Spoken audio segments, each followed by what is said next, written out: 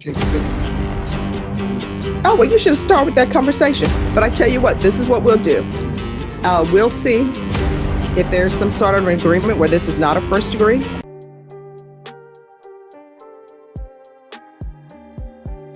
Judge, before we get started, Judge, Mm-hmm. we were originally set for a motion to reduce his bond on the family law case, but he has filed motions to dismiss me as counsel on his cases. All right. So I Are you retained or appointed? appointed? All right. So, Mr. Andrade, are you hiring an attorney? Well, if I get out, I will. I'm sorry, what? If I get out, I will. All right. So we're at the point now where this is your attorney. You understand? All right. And I don't know if I've explained this to you before, but if I have, then I'm going to explain it to you again. And I want you to internalize what I'm saying. All right. So this is me coming from my background in the legal field. I've been a defense attorney. I've been a witty, energetic tone. And right here, we have the classic legal catch-22. The defendant wants to hire a new attorney, but only after he gets out on a lower bond. The judge is not having it. This is a crucial moment because it shows the defendant might not understand the process. You don't get to shop for a lawyer like you're picking an entree after you've been seated. The court has given you one, and you work with them. prosecutor. And when I would have clients, and I was a defense attorney for well over 20 years, when I would have clients that I was appointed to their cases, sometimes they would get upset with me. And you know what they would get upset about? They would say, well, I want you to come see me at the jail every day. And I would tell them, look, you have a choice. I can see you at the jail every single day and not work on your case. Or I can see you the way I've been seeing you, which I would always see my clients on a Saturday or Sunday. And I would see them once a week or sometimes once every 2 weeks to let them know nothing's happening with your case. I want to let you know that I still know that you're here, right? I would go to the state after reviewing the file, after talking to my client. Of course, I would always ask the state to dismiss the case, and the state would sometimes say, I'm not dismissing this case. Okay, what offer are you willing to make? And the state would make an offer. I would go to my client. I would say, this is the offer that the state has made. Then sometimes my client would get upset and say, you're doing a horrible job as my attorney. This offer is horrible. And I would tell them, look, I can't force the state to make you an offer that you want. But if there is an offer you would like me to take back to them, I will. That's called a counter offer. Sometimes I would take that offer back to them and the state would say, we're not doing this. The only thing we're doing is the offer that we've given you, right? And so sometimes my client would get angry with me and say, it's your fault that my case is not getting dismissed. It's your fault that I've been made this offer. And really, it's not. You can be upset by the offer, but your attorney can only present to you the offer that the state has made. The state can make an offer. You can think that offer is ridiculous. You can say it's ridiculous. Although I don't like when people do that because then communication breaks down. You know, it's a simple yes or no. No, I'm not accepting this offer. What I can tell you is when attorneys are on the wheel to come up for appointments, if they are not deemed qualified to handle certain cases, they will not be appointed to that case. You understand? Yes, ma'am. So when the state makes an offer, here's your choice. You can accept the offer or you can reject it and say, I'm not accepting anything. Or you can reject it and say, hey, defense attorney, I'm rejecting this offer, but this is what I'm willing to take. Then the defense will go back to the state and say, hey, he's rejecting this offer, but this is what he's willing to take. And then if the state says, no, we're sticking with our same offer, your counsel will come back to you and say, state's not changing their offers. This is it. Insightful, clarifying tone. This right here is a masterclass from the bench. The judge is preemptively shutting down a common problem. She's explaining that the attorney is just the messenger. Think about it. Have you ever blamed a waiter for a meal you didn't like? It's the same principle. Defense attorney can't control the prosecution's menu of offers. This is a critical insight into how the justice system actually functions day to day. Then guess what? You go to trial. I don't know why, as defense attorneys and as prosecutors, sometimes when people get in trouble with the law, they blame their counsel for it. You don't ever see anyone normally blaming a doctor. If they have a heart attack, they don't say, go to the doctor and say, it's your fault I had a heart attack. You need to correct this. Or if I have cancer, it's your fault I have cancer. You need to correct this.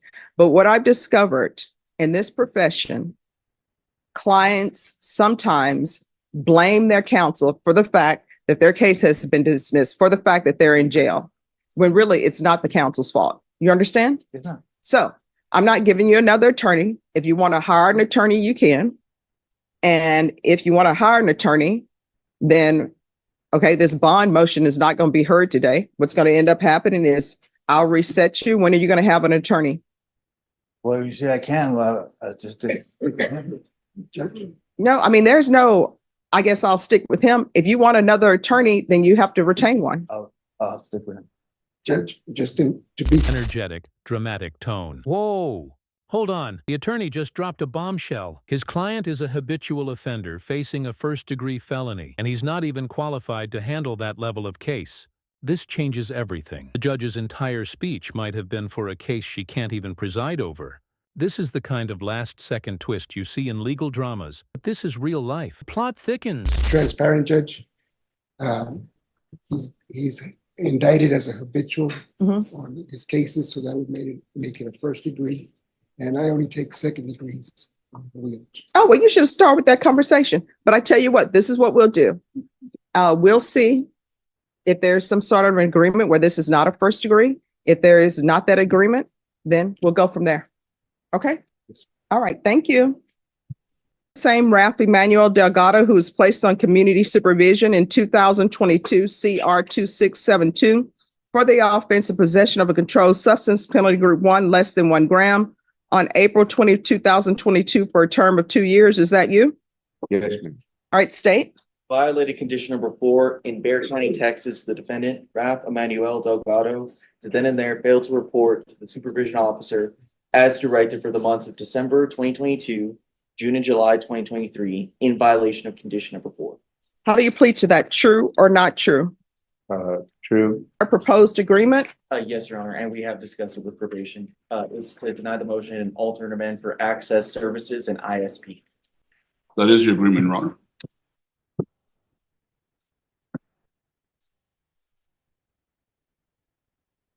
All right, Mr. Delgado, are you asking the court to follow that agreement? Yes, ma'am. Are you waiving your right to appeal?